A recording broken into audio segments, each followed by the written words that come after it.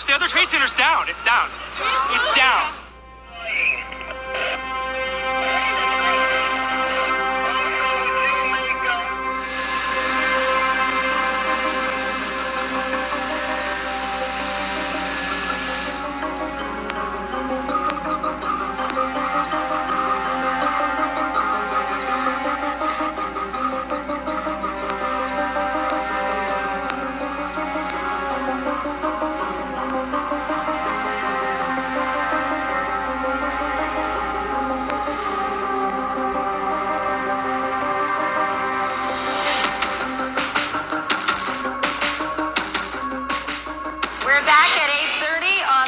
Tuesday morning. It's the 11th day of September, the year 2001. Wow, it is such a pretty morning, isn't it? Perfect fall morning.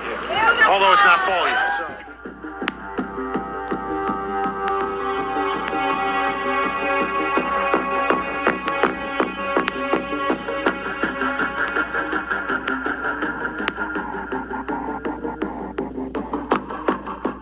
Now, some very, very sketchy details reaching us here at Sky Centre. Important enough to bring to you, though, at this early stage. We believe that a plane has crashed into the World Trade Center in New York. Right now, we're getting information, Al, that it was a small commuter plane. And, of course, we'll let people know as soon as we have more information as to what actually caused this. And, of course, on everybody's mind, who might have been hurt.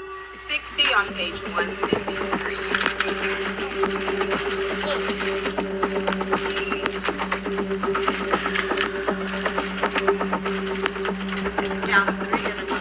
What we've just seen is about the most shocking videotape I've ever seen. What are the odds of two separate planes hitting both towers? It is completely impossible to understand why this is happening and to figure out what in the world is going on. We heard a big bang, and then we saw smoke coming out, and everybody started running out, and we saw the plane on the other side of the building, and there was smoke everywhere, and people are jumping out the windows. Over there, they're jumping out the windows, I guess because they're trying to save themselves. I don't know. It blew up, a big explosion. People started running. It was just chaos everywhere. People jumping out. People just kept jumping and jumping and jumping.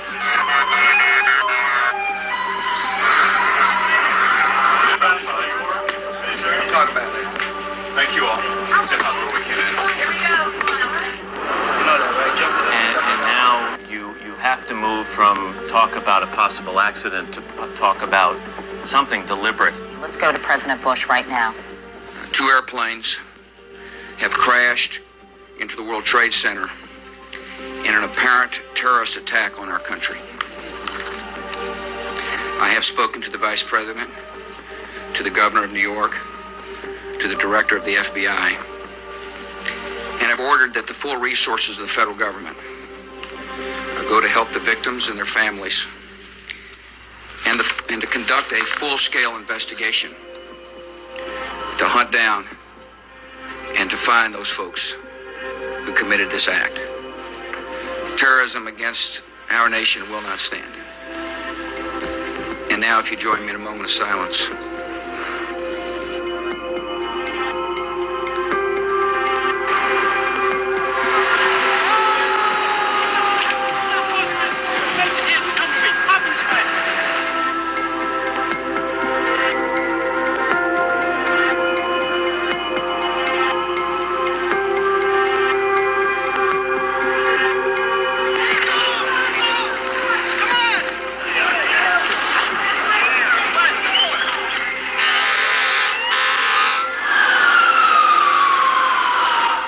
Forgotten somewhat to remind people that there was the crash of another plane, a fourth plane outside Pittsburgh, about 80 miles from Pittsburgh, and we don't have video of that story at the moment. That's the fourth prong in this terrorist attack on U.S. soil. We want to just repeat those airline numbers, which is, extremely upsetting news for people who had loved ones on these flights, but we want to give you that information. The 4 aircraft involved.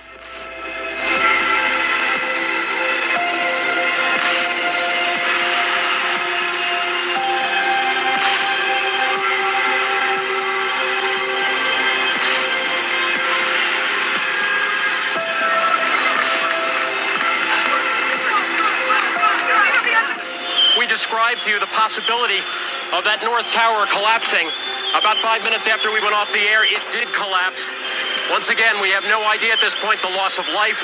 I can only tell you there were hundreds of emergency workers down there, about 5 or 6 blocks. In the first few minutes, emergency workers were trying just basically to get out of there, to survive. You could see that written in their faces. The situation was so desperate, they just wanted to get out of there.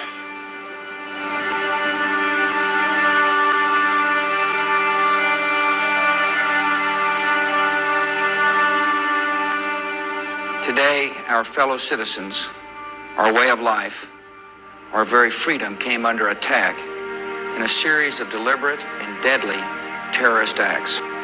The victims were in airplanes or in their offices. Secretaries, businessmen and women, military and federal workers, moms and dads, friends and neighbors. Thousands of lives were suddenly ended by evil, despicable acts of terror. The pictures of airplanes flying into buildings, fires burning, huge structures collapsing, have filled us with disbelief, terrible sadness, and a quiet, unyielding anger. A great people has been moved to defend a great nation.